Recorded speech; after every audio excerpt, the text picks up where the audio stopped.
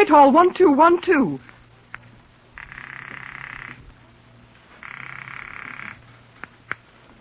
This is Scotland Yard.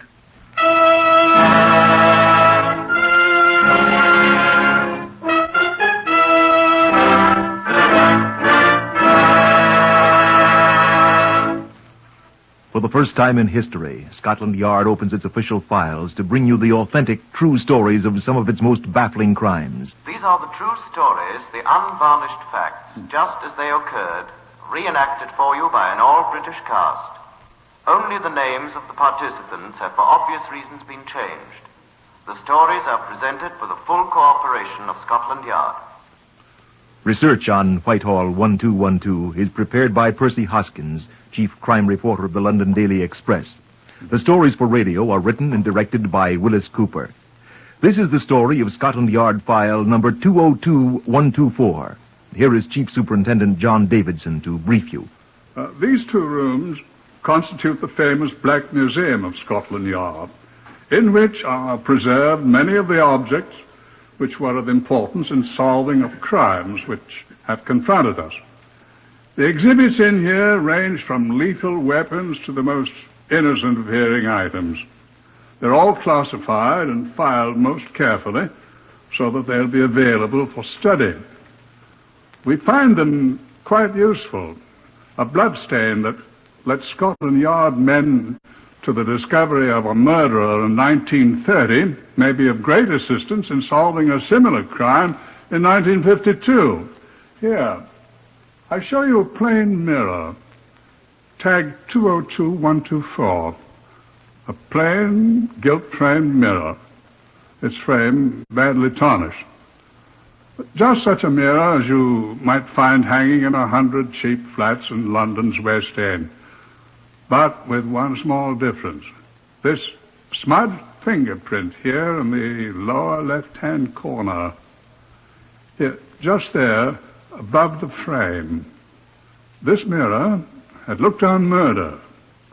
This is the murderer's fingerprint.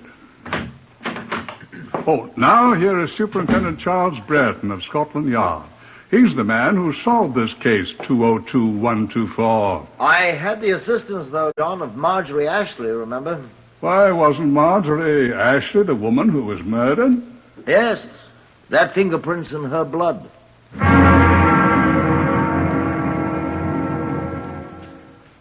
On a morning in February 1942, a scant 2 months after your Pearl Harbor, I had a telephone call from Inspector Francis Xavier Costello at West End Central Police Station.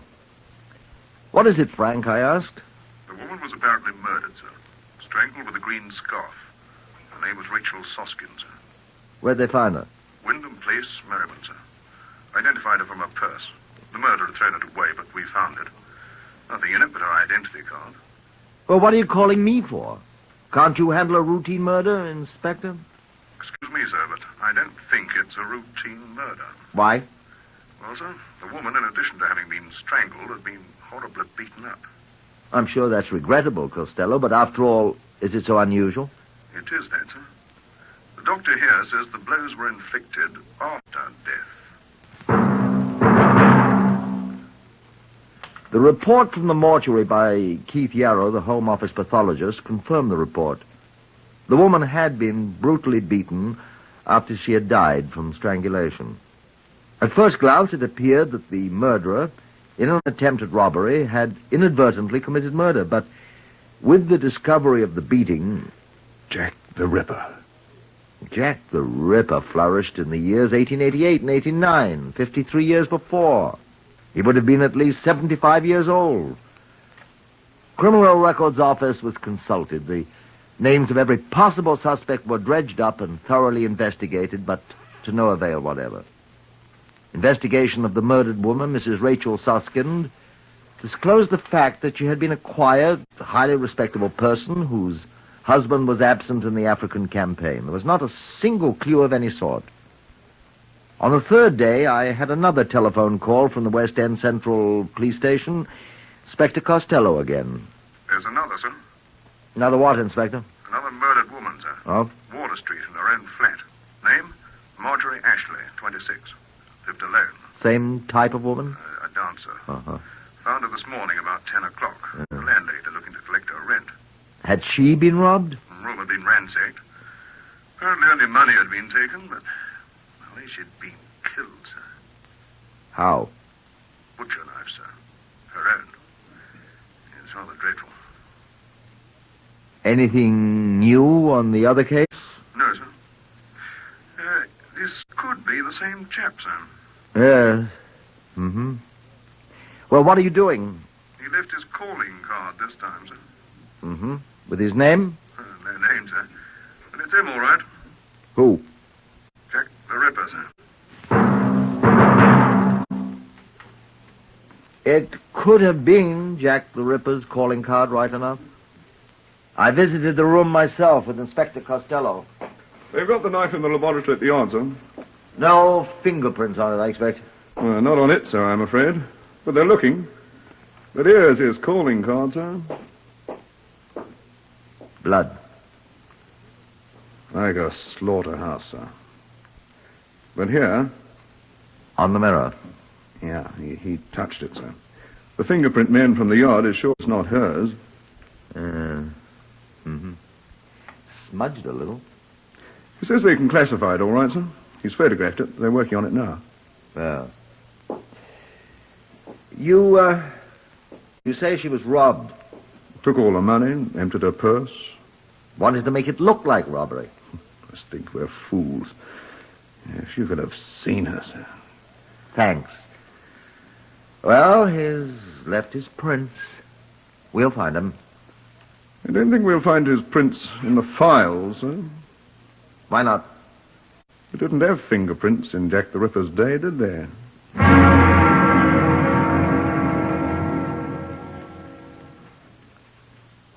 Costello was right. They charted the fingerprint found on the mirror, the one you saw a moment ago, but it could not be found under any classification in our files. 48 hours later, the police found the body of Margaret Newton in her flat in Gosfield Street near Tottenham Court Road. It's the same one, sir. Her purse emptied, the place turned upside down, and she... well, slaughterhouse again, sir. Worse than the last one. Fingerprints? Yes, sir. A bottle of bath salts has been smashed. Or one of the pieces. 2 sets of prints, hers and his. Who was she? No particular occupation, sir. Seen around various West End nightclubs a great deal. Mm-hmm. Must have met him in one of them. Who, sir? Jack the Ripper, old boy. In the Criminal Records Office at Scotland Yard, men worked long hours, sifting files for the names of known or suspected sex offenders. Men with criminal records which included crimes of violence. Each was painstakingly investigated. Fingerprints of all were checked with those we had found at the scenes of the last 2 murders. The results? Nothing. The West End of London was terrified. Women stayed in their homes after dark behind locked doors. Hundreds of suspects were questioned. The results? Nothing. Nightlife in the West End all but ceased to exist. 2 days later, Mrs. Doris Brooks, the wife of a hotel manager, was murdered in her flat not more than a mile away from the scene of the last crime. I'm ready for the loony bin, sir. We all are, Costello. No clues this time at all? None at all, sir. Treated her the same way as he did the others, but he didn't leave any clues. Any fingerprints. Well, a fat lot of good the other fingerprints have done us anyway. Yes, sir. Well, cheer up. We'll get him eventually. He's crazy, obviously. He'll slip. Well, how many more poor women will have to be murdered before we do, sir? Well, have you any ideas then? No more than you have, sir. What puzzles me is why he still keeps up the pretense that the motive's robbery. The man's got a diseased mind. Well, obviously. I think he thinks he's fooling us, sir. He is. He could have got more than £20 from all his victims. It isn't money he wants. He's a maniac. He takes their money, then. That's how he thinks he's fooling us, Costello. He's done this before. Every assault case in the last 10 years has been examined. He's not any of them. Somebody knows him. We've checked the acquaintances of all 4 women, sir. If we could find one person that more than one of them knew... Well? There's no such person, sir. 3 days went by. 4, 5, a week. There were no more reports of violence, either attempted or consummated, on the persons of any more London women. Our people were still hard at work. The scene of each of the 4 crimes had been gone over again and again for clues. But none. None at all. Our voluminous files of crime yielded nothing.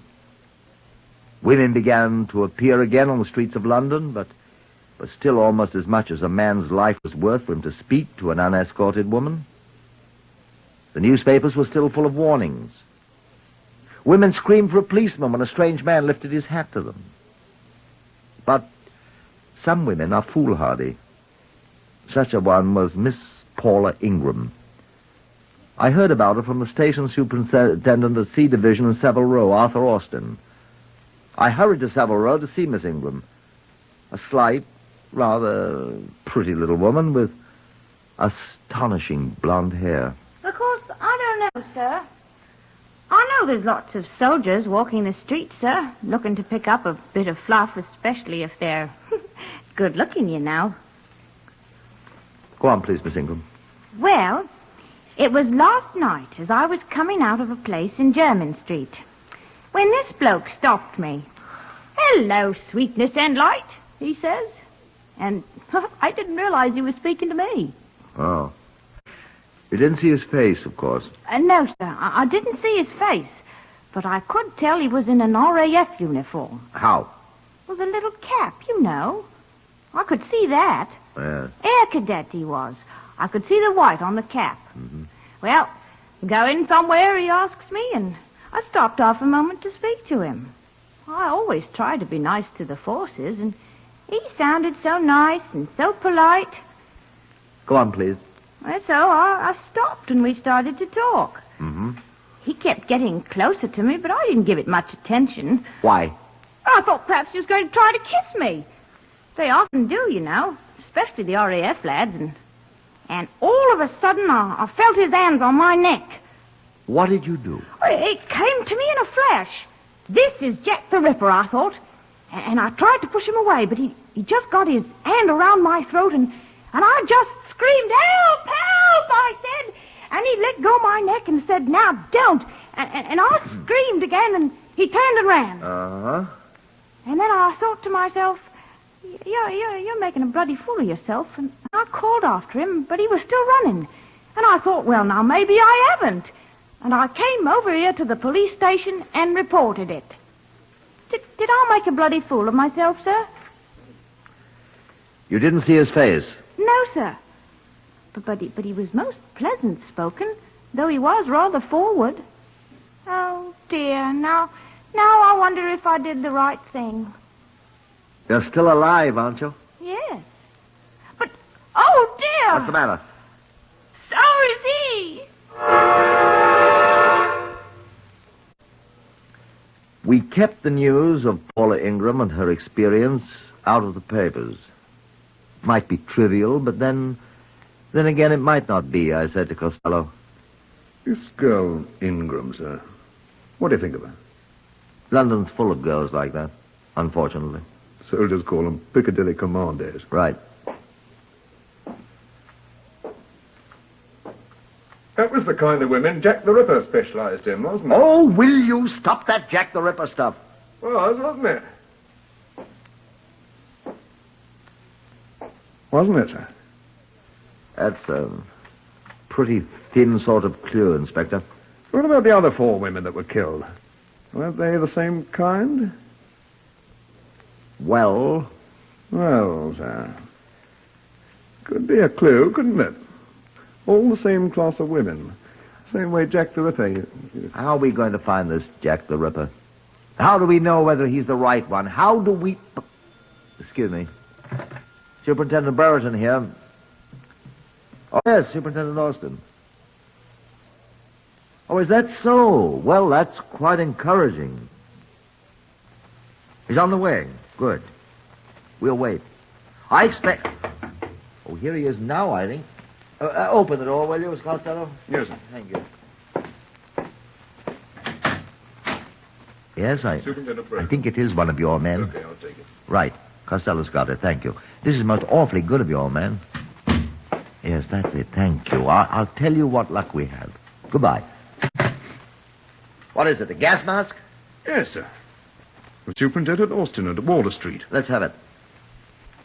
It was found in a doorway on German Street shortly after noon, Austin says. Let's see. Uh-huh. LAC Frederick Gordon, RAF, number 70256. 1256. Well, let's see what we shall see, Costello? Uh-huh. German Street. Not 2 doors away from where our Miss Ingram had her encounter with the amorous airman. Hand me the phone, will you, Costello? Yes, sir. Give me the air ministry, please. Here, you take this. Ask them where leading aircraftsman Frederick Gordon is stationed, will you, whilst I'll take a look at this thing. Yes, sir. Think that's him, sir? We'll see. Huh, what's this? Hello? Inspector Costello, Scotland Yard here. I wonder, can you tell me where to find LAC Gordon, Frederick Gordon, number 7071256? Quite. I'll wait. What have you found, sir? Look, in the gas mask bag. Yes? Regent's Park, special cadet wing there. Thank you. She said he was a cadet, sir. I think you'd better go see him. Yes. What did you find of the case, sir?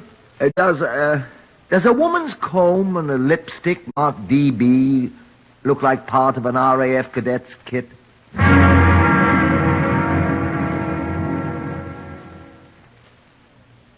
While Inspector Costello set out for Regent's Park, where the special RAF cadet wing was quartered, preparing for their commissions, I took the things I'd found in the gas mask case down to the property room. May I see the effects of these women, Mrs. Rachel Suskin, Miss Marjorie Ashley, Margaret Newton, Mrs. Doris Brooks? Jack the Ripper murdered. If you insist on calling them that? Yes, I got them right here all together. Well, sir. let's see them. Yes, sir. Well, here's the first one, sir. Rachel Soskin. Mm-hmm. Nothing in it but her identity card, sir. Well, let's see another. Marjorie Ashley. That all? Just a handbag, sir. Uh-huh. What is it? This comb. Same as the other things in it. Where did you get it, sir? The RAF had it. Matches, doesn't it? Yes, sir. Let's see the others. Margaret Newton. Empty. Next. Doris Brooks. Right. What is it, sir? Was there a lipstick in this? No, sir. Then this one was hers. Must be, sir. Yeah, initials on it. D.B. Doris Brooks. Yeah, just like the silver pencil. And the comb. And nail file. Sterling. All the same initials. D.B. Not bad, not bad. Oh, excuse me, sir. Well, that's all I wanted. Property room. No. Oh, yes, sir.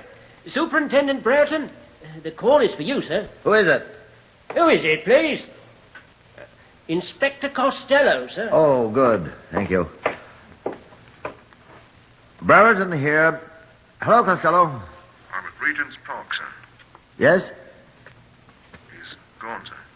Well? Warrant officer here tells me he's on pass. Well, where did he go? Does he know? Yes, sir. He heard Gordon say he was going to visit a lady friend of his.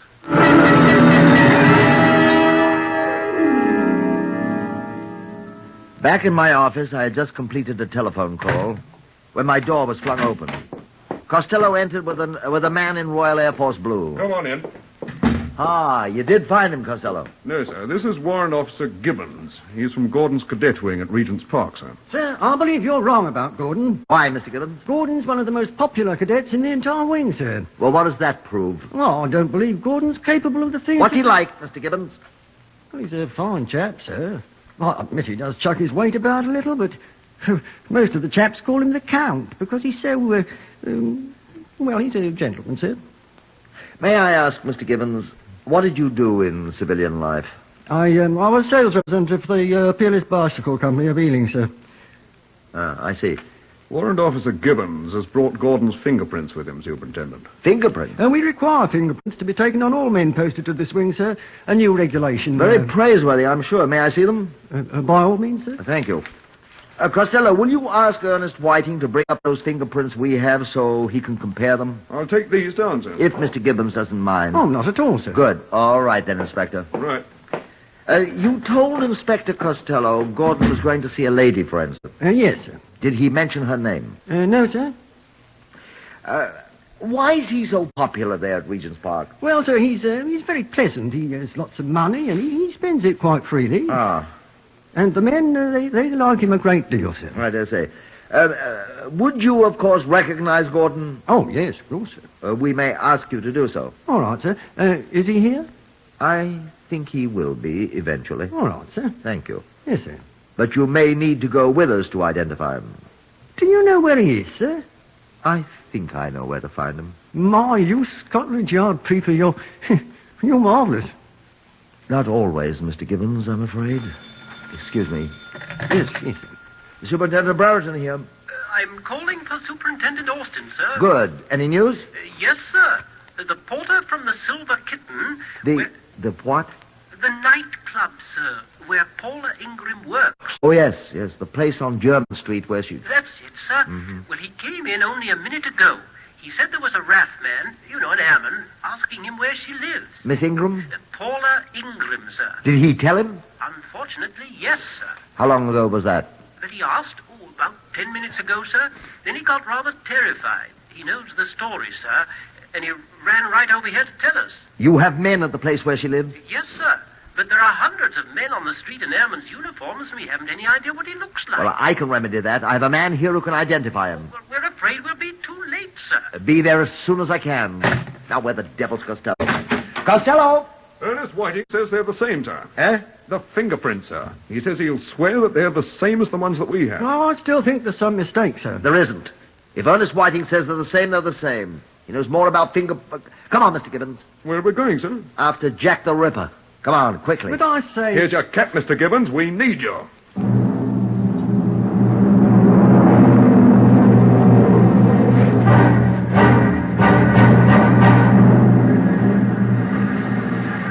Traffic didn't hamper us very much. We were in one of the cars of the flying squad, and nothing seems to bother them. Pedestrians scuttled for the pavement as we skidded around corners on our way to the house off German Street, which Paula Ingram had given us as her address. Now, of course, you followed me. I had ordered policemen to that address as soon as I'd heard that Gordon was on his way to see a lady friend. Somehow or other, he'd obtained her name. I was certain that eventually he'd find the address, and I proposed to find him. If possible, before he'd attack Paula Ingram. It was a long way there. Our car drew up at last a few doors away from the house. Have you seen him yet? There have been several RAF men along the street, Come on, Costello. Come on, Mr. Gibbons. Oh, say. Come on. This house. Come on.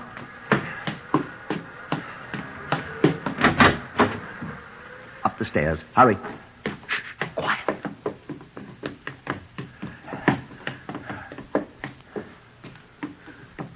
This is the room.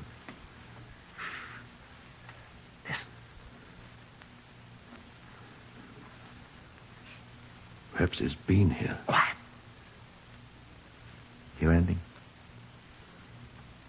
I did. Do you? Oh, I don't hear a thing. Do you think that... Shh. I say. Quiet. I was going to say, I think I can smell something.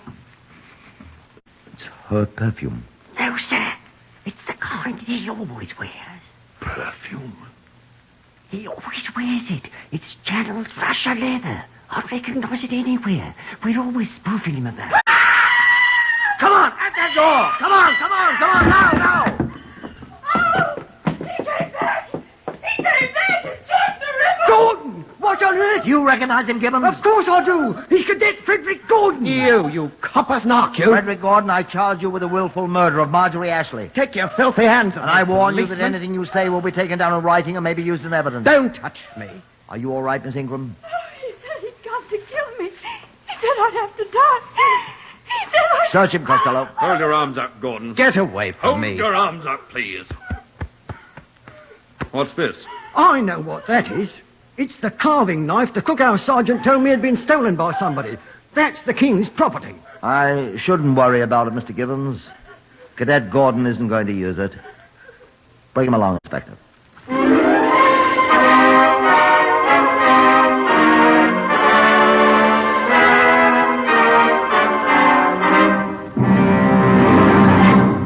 At his trial, Gordon was asked why he committed these 4 savage murders. He smiled. He was an extraordinarily attractive young man, and he did have a winning smile. He was asked again, why? It's really quite simple.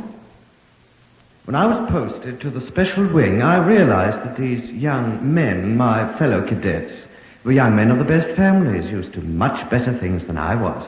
I wouldn't be patronized by them. I'm as good as they. But I needed money.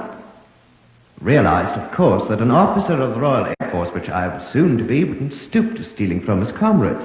Oh, I have stolen before, sir. But not since I became a cadet. I felt I must have money, however. Why? One must keep up one's standards, my dear man. But I decided to acquire money.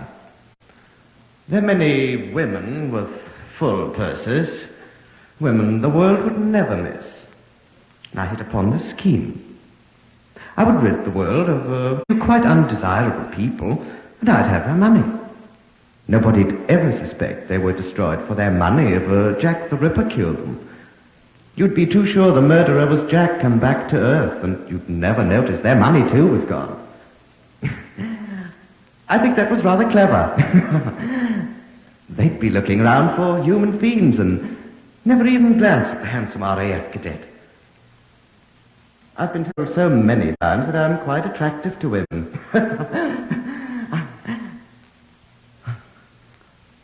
I did very well, thank you. My only regret is that I didn't kill you, Miss Ingram. She had a good bit of money. You'd still be looking for Jack the Ripper, wouldn't you, Superintendent? Despite the desperate representations by counsel that Frederick Gordon was insane, a jury at Old Bailey found him guilty of the murder of Marjorie Ashley. He was hanged in June 1942, still smiling in a most charming manner.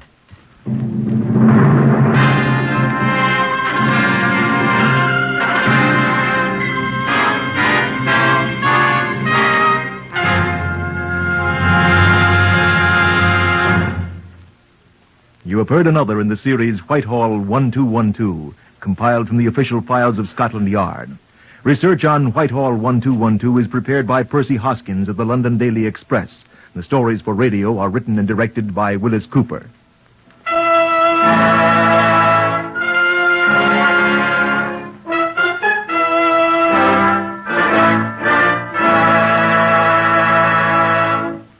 Three chimes mean good times on NBC.